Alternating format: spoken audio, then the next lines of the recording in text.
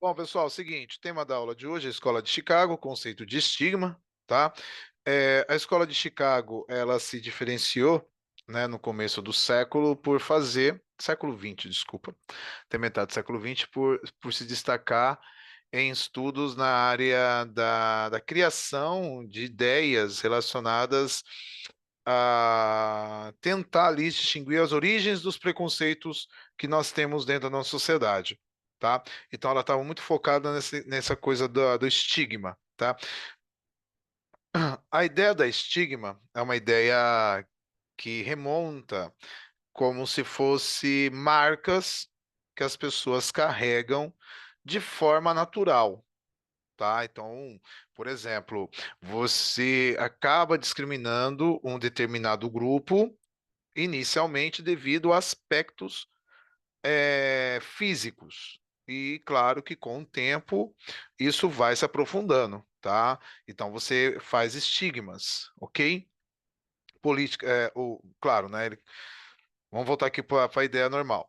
A gente já falou um pouquinho sobre isso no primeiro ano, eu sei que muitos não vão recordar, mas dentro da sociologia, né, principalmente o Weber, ele fala que a gente tem um senso comum e um senso coletivo, né? Não é o Weber, desculpa, é o Emile Durkheim. Tem um senso comum e tem um senso coletivo. O senso comum é basicamente tudo aquilo, a forma como as pessoas pensam, são as tradições, né? E é a forma mais básica de entender as coisas como elas acontecem.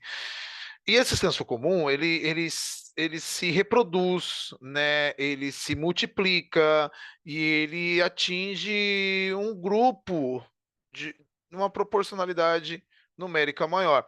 E aí ele se torna um senso coletivo. Tá, por exemplo, vamos falar aquelas besteirinhas bem antigas, por exemplo, se você tomar leite, chupar manga, dando nas tripas, passar por debaixo da escada, te dar azar, quebrar espelho, 7 anos de azar, e assim por diante. Então, essas ideias, elas estão ligadas a um senso comum e, devido a ter sido reproduzido em larga escala, elas se tornam um senso coletivo, né? Tornam uma coletividade. O que vem para desmentir o senso comum? É o conceito científico, né? A ideia de ciência, tá? Então a ideia de ciência ela surge como uma forma de você poder repercutir isso, né? E poder desmentir essas ideias, tá? De um ponto de vista com argumentos que são selecionados e são comprovados. Tudo bem? Então, o senso comum comete o erro de naturalizar comportamentos e aspectos da cultura que na verdade são resultados de processos históricos. Foi o que eu acabei de explicar para vocês. Em outros termos, a ideologia e o senso comum naturalizam a realidade, escondendo a sua origem temporal e espacial. A gente tem que entender que toda ideologia é criada por alguém em algum momento, tá? Isso qualquer tipo de ideologia, não vou entrar em critérios, tá? Então, quando você pega lá o marxismo, quando o Karl Marx lá foi lá e criou o marxismo, era um conceito, é uma ideologia. Então, ela está sobrecarregada de aspectos históricos, do momento lá que o Marx viveu, local, os locais que o Marx viveu, para poder criar essa ideologia. E aí, claro, se todo mundo começa a seguir essa ideologia, ela se torna um senso comum. Ela se torna algo coletivo, um senso comum. Ah, mas os estudos marxistas, eles são comprovados cientificamente. Tá, só que se todo mundo começar a seguir, ele se torna comum. Isso que eu estou querendo dizer. Então, tem como algo científico se tornar comum? Sim. Tá? Qual que é o grande porém? É que ao longo do processo de desenvolvimento da sociedade, desenvolvimento histórico, muitos preconceitos eles foram instalados na sociedade e eles foram se ramificando, criando raízes. E hoje em dia é muito difícil a gente entender qual a origem, o momento específico, quem criou, etc, etc. Se a pessoa que criou aquela ideologia tinha aquela intenção, etc, etc, etc. E aí vem a escola de Chicago. Tá, na verdade, são duas escolas que são muito importantes nesse momento. A escola de Chicago, que ela vai estudar esse conceito de estigma, e aí depois, a que eu mais gosto, que eu tenho que voltar a estudar porque faz falta, é a escola de Frankfurt. tá? A escola de Frankfurt, ela já vai entender que esse conceito de estigma hoje em dia são criados a partir da mídia, e eles vão estudar principalmente a propaganda nazista na Segunda Guerra, anterior à Segunda Guerra Mundial, que fez a ideologia do povo alemão mudar e apoiar o nazismo de uma forma mais abrangente, ok? Então, escola de Chicago, escola de Frankfurt, ok? Então, vamos lá para o próximo slide. Categorias fundamentais, né? Isso aqui é uma coisa muito batida, mas é importante, é uma revisão para vocês, né? A gente falou de vestibular, né? Um pouquinho antes de começar o vídeo, esse ano é de vestibular para vocês, então a gente tem que ter isso muito bem já focado na cabeça, fixar na cabeça a ideia de minoria. Né? Em sociologia, é um grupo social, racial, cultural ou de nacionalidade, autoconsciente, em busca de melhor status, compartilhando do mesmo habitar, economia, ordem política e social e com outro grupo, tá? Resumindo, minoria não é quantidade, tá? Minoria seria um grupo que tem menos direitos perante as práticas sociais. Por que a gente fala dessa forma? Menos direitos em relação às práticas sociais. Porque nós sabemos que se a gente fosse seguir as leis adequadamente, todo mundo é igual. Só que isso é na teoria. A lei está lá na teoria, está no papel. Na prática, nós sabemos que isso não acontece em muitas situações. Então, isso leva ao quê? Isso leva à formação de uma minoria. Tá? E essa minoria, como nós falamos e tem relação com o tema da aula, tem a ver com características físicas em alguns momentos. Então, a gente pode chamar isso de uma estigma, ok? Bom, ser diferente não é um problema, né? Nós temos vários tipos de diferença, né? Nós temos a diferença étnica, nós temos a diferença cultural, nós temos a diferença de gênero, diferença etária e assim por diante, tá, pessoal? Então, as diferenças em relação ao ser humano, elas são em grande quantidade, e também nós temos que entender que isso faz parte. É impossível você ter no mundo lá uma quantidade de bilhões de habitantes e todo mundo pensar e agir igual. Seria uma ignorância minha acreditar que isso aconteceria, tá? Então se formam grupos a partir de aspectos, a partir de características próprias, tá? Que são influenciados pelo local, pelo tempo, pelo espaço, etc, etc, etc, tá? Quando a gente não respeita essas diferenças, surge o preconceito, tá? Eu sempre gosto de falar dessa palavra, colocando um meio que dividindo a palavra em duas, o pré e o conceito, né? Pré é o antes, conceito é a ideia, tá? Os alunos mais antigos meus já viram falar várias vezes sobre isso. Então, assim, o preconceito, ele se faz presente principalmente na imaturidade. E todos nós somos imaturos em algum aspecto, porque nós nascemos sem saber das coisas e vamos adquirindo conhecimento ao longo da vida. Então, é uma coisa meio idiota que eu estou falando, mas agora inverte isso. Agora você imagina, por exemplo, uma pessoa que é racista, ela não nasceu racista. A sociedade, através de um processo de formação do indivíduo, em algum momento transformou aquele indivíduo em racista, tá? Quando você pega, você pode pegar crianças, bebês de 2 anos, pega crianças, bebês aí de 2 anos, tá? De idade, até 2 anos de idade, e coloca eles num parque, coloca eles num lugar para brincar. Vocês vão ver que eles vão brincar abertamente entre eles. Eles vão ali, eles não vão se distinguir, eles vão se reconhecer como crianças. Sem diferença de gênero, sem diferença de etnia, etc. Então, por que que isso acontece lá com as crianças? Porque elas não tiveram ainda aquela a influência da sociedade que vai mudá-las de alguma forma. Agora pega as mesmas, os pais das crianças, 10 crianças que colocou lá, e pega e coloca elas numa sala, vê se elas estão conversando, vê se elas estão falando, o que que elas estão fazendo, o que que elas estão dialogando.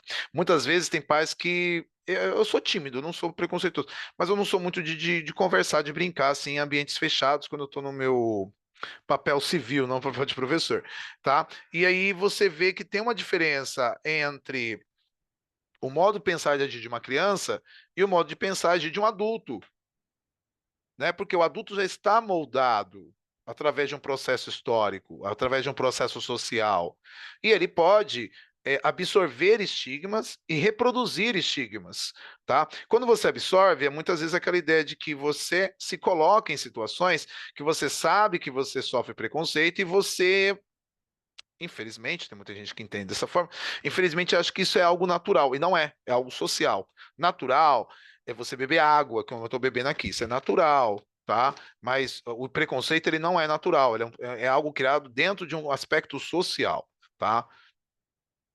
Ontem eu estava dando aula para o pessoal do segundo, eu vou repetir uma coisa que foi para eles.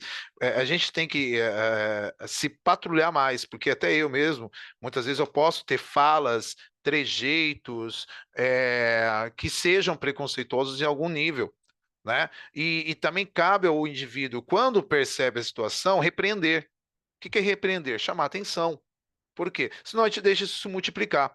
É muito comum que a maioria dos preconceituosos não percebam que eles são preconceituosos, porque eles acham que aquela situação é totalmente normal, tá? Então eles têm que ser chamados para uma realidade mais sensível e entender que existe outras pessoas ao seu redor que estão ali, né, dentro da mesma situação, ouvindo, vendo, dialogando, e aí precisam de um respeito maior, tá? E assim por diante, é claro, né?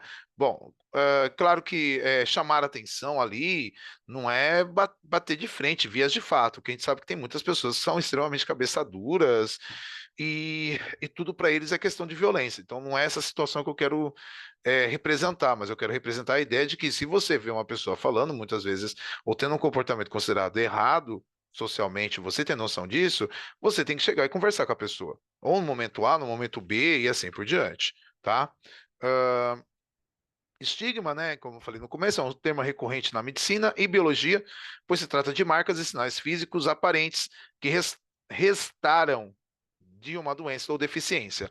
Em sociologia, o termo adquire uma dimensão mais complexa. Uma pessoa carrega um estigma quando, por algum motivo, é portadora em sua história pessoal de algo que pode tornar alvo de preconceito. Então você vê, por exemplo, imagina você ir procurar emprego e você ser um deficiente físico, né? Você teve um acidente, alguma coisa aconteceu com você e você tem um nível de deficiência. A pessoa que está te empregando não vai te olhar com a mesma cara, não vai te olhar do mesmo jeito. E isso é normal? Sim, é normal. Ninguém olha para o outro da mesma forma, do mesmo jeito, né? Deixar isso bem claro. Mas o que que nós temos que notar? Será que aquela pessoa que tem uma necessidade especial, ela vai ser tratada igual pessoas sem essa deficiência? Eu ia falar errado, tá vendo? Normais, todo mundo é normal, com uma pessoa que não tem essa deficiência e vai ter a oportunidade ou não de conseguir aquele emprego. É claro que, por exemplo, desculpa a ironia que eu vou falar, você não vai dar um emprego de, por exemplo, lá de repositor para um cadeirante. Como que o cara vai colocar lá, né, carregar peso? Então você não vai poder fazer isso, né? Então você vai ter que gerar ali uma expectativa de uma vaga de emprego de acordo com as suas necessidades físicas, nesse caso.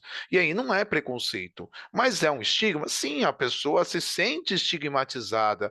Você tem uma pressão social, você tem uma pressão ali que faz com que a pessoa sofra de alguma forma até involuntária em relação a isso, tá? Eu já vi, por exemplo, assim, muita gente fala assim, mas principalmente amigos na adolescência que eram gays. Mas o pessoal olha pra gente com um olhar diferente, né? E hoje em dia eu percebo, pô, cara, se são dois homens se beijando em público, todo mundo vai olhar.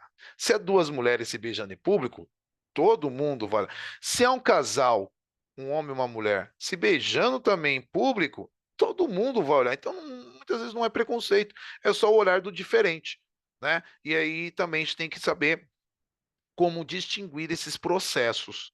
Bom, Escola de Chicago, como eu falei para vocês, tá? É um grupo de pensadores, pesquisadores, cientistas sociais que se destacaram por determinadas preocupações. Na década de 10, nos Estados Unidos da América, esses sociólogos integravam o corpo docente do Departamento de Sociologia da Universidade de Chicago. No início do século XX, Chicago, tal qual as outras cidades estadunidenses, conhecia uma expansão urbana, motivada pelo processo industrial, produzindo riqueza e contradições. Só um minutinho. verificadas no aumento da criminalidade, formação de guetos, delinquência juvenil, segregação urbana e evoluções de pobreza. Aqui cabe uma ressalva, né?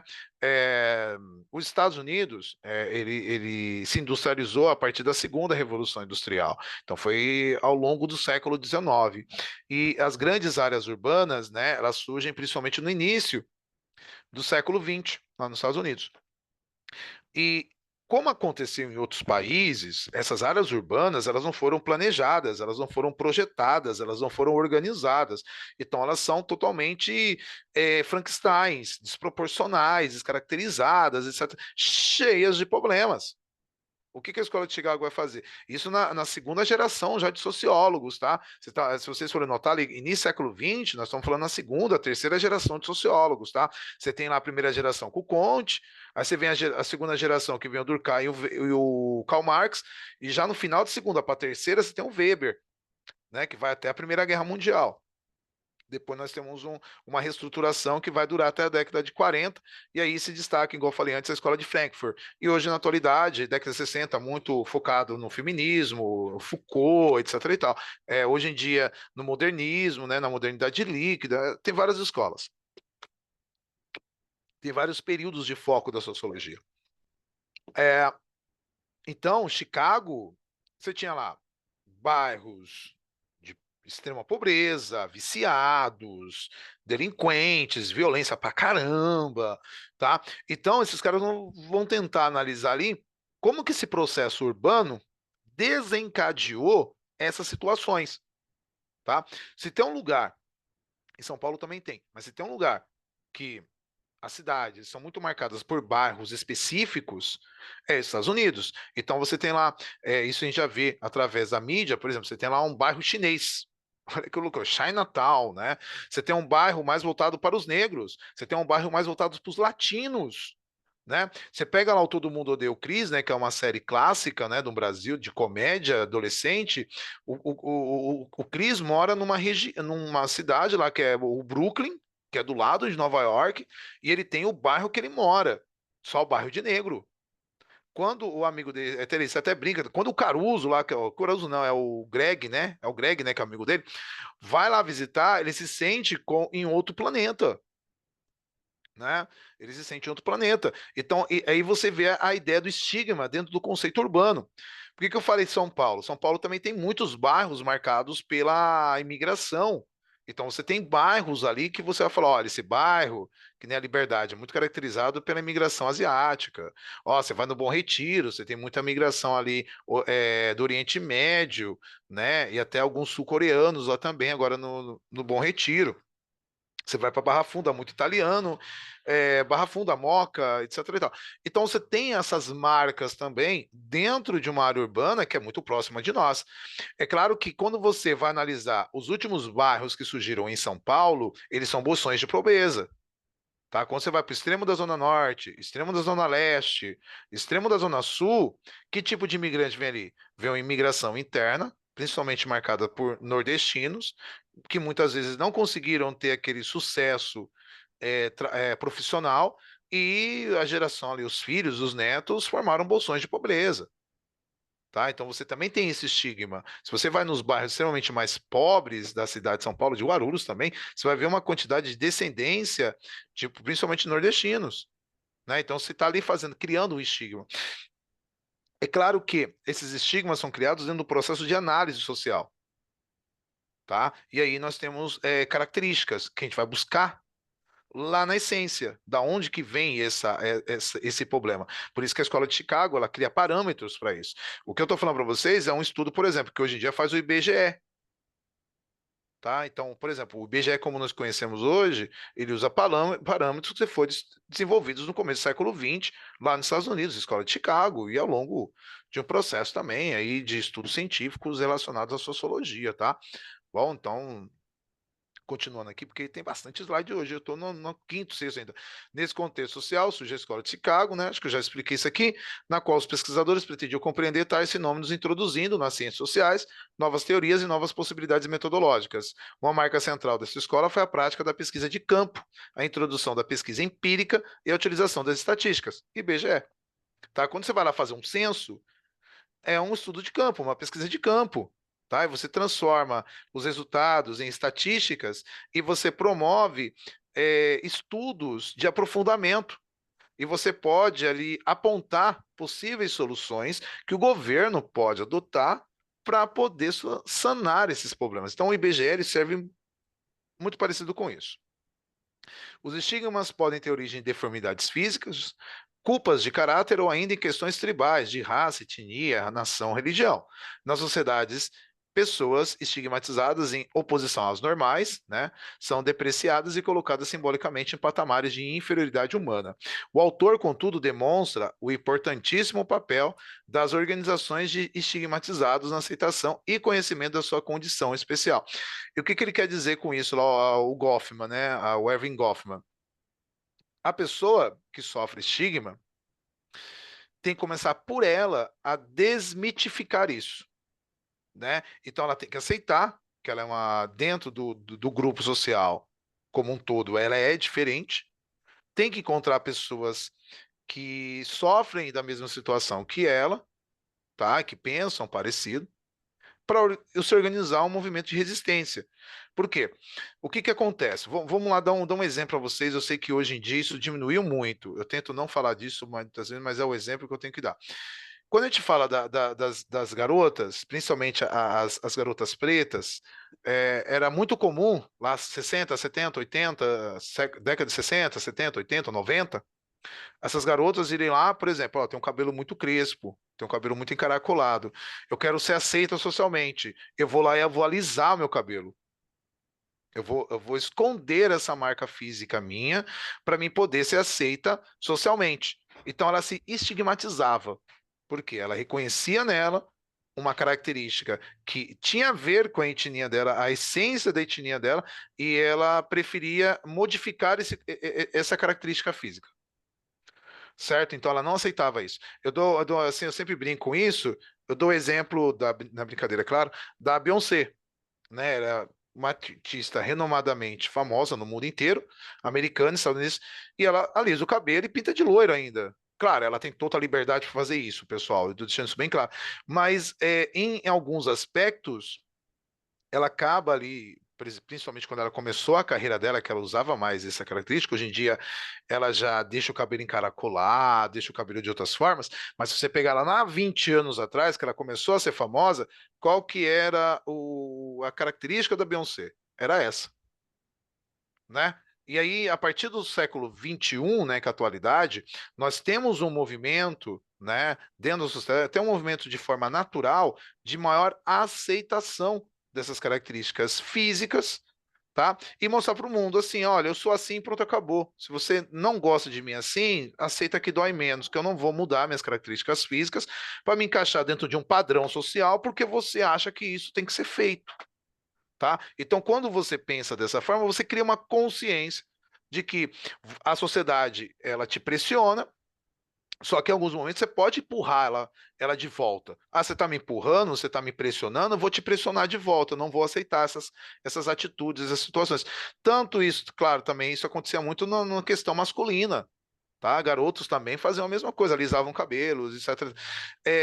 Eu costumo brincar também que isso tem muito a ver com padrões de beleza, padrões de estéticas, de momentos específicos. As pessoas querem se sentir mais bonitas, elas querem ser aceitas socialmente, então elas se sujeitam a fazer até modificações físicas, assim, consideradas drásticas, para a sociedade aceitá-la como ela não é, mas como que ela espere que a sociedade aceite.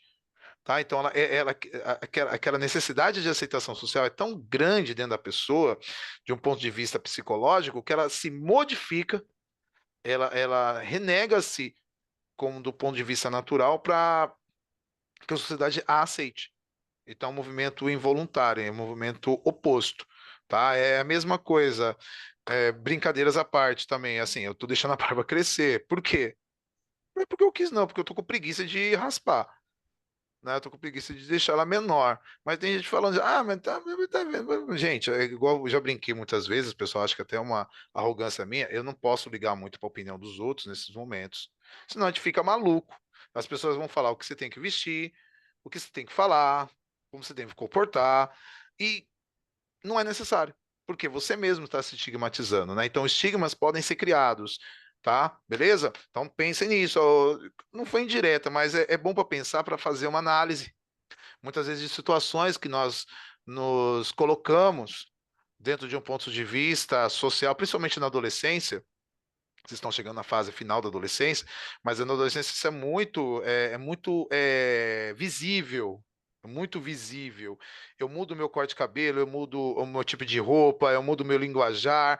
Por quê? Porque eu quero ser aceito socialmente. E não estou percebendo, mas eu estou me estigmatizando, estou me modificando, estou me marcando para poder ser aceito socialmente. Então existe essa pressão social, tá? E ela é invisível e ela é constante, tá? Tem pessoas que sabem controlar, tem pessoas que não sabem controlar, e varia muito de uma pessoa para outra, etc, etc, etc, tá? Então isso é muito variável. Bom, vamos voltar lá porque agora já deu os 10 minutos. Eu me empolguei hoje. Ah, acabou. Acabou. Tá vendo? Eu pensei que tinha mais. Bom, vou finalizar por aqui a gravação. Acho que ficou bem explicado, só para dar uma conclusão final. Essa ideia de estigma, ela começou a ser modificada a partir da década de 60, os movimentos juvenis, né, que surgiram ali no contexto da Guerra Fria, né, porque a primeira geração, a gente já falou isso em história, tem um conceito sobre isso em história, mas a primeira geração que nasce pós Segunda Guerra Mundial, né, que é a geração anos 60, ela quer liberdade. Então ela cria novos padrões que são totalmente diferentes do padrão que até ali existia, né, que era aquele padrão para trás é chamado de conservador.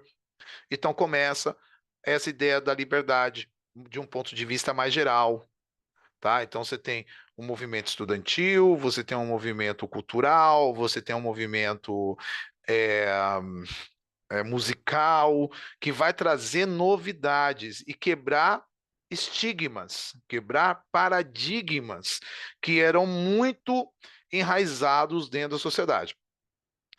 Hoje é evidente que um adolescente, né, na idade dos 15 aos 20 anos, ele tem muito mais liberdade do que adolescentes de 20 anos atrás, que tinham muito mais liberdade que adolescentes de 40 anos atrás.